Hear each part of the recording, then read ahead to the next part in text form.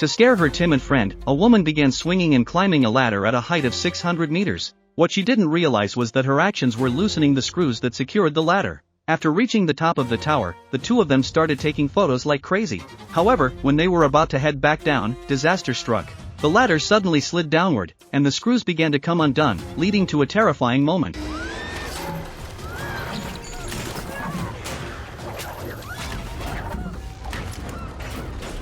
Luckily, the rope was strong enough, and Betsy was left dangling 600 meters above the ground, swaying. If she had fallen, she'd have been killed instantly. Her friend, up top, held onto the rope tightly, trying to pull Betsy up. But then, her friend's feet slipped, and the sudden fall nearly caused Betsy to faint from fear.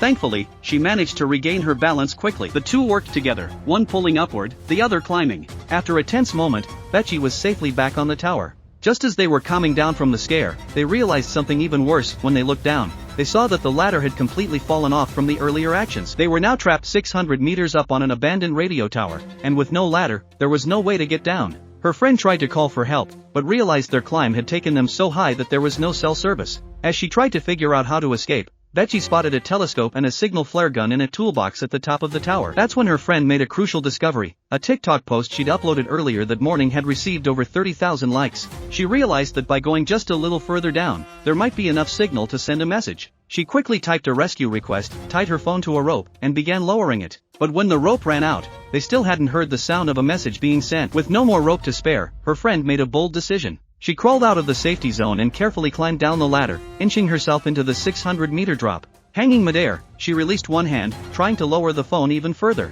But her strength was fading fast, and she had to climb back up. Then, Betsy had an idea. If they could get the phone to the ground, they might be able to get a signal. Her friend shoved the phone into her shoe, took off her bra to cushion it, and tossed it off the edge. The shoe fell rapidly from the tower. Now, all they could do was wait.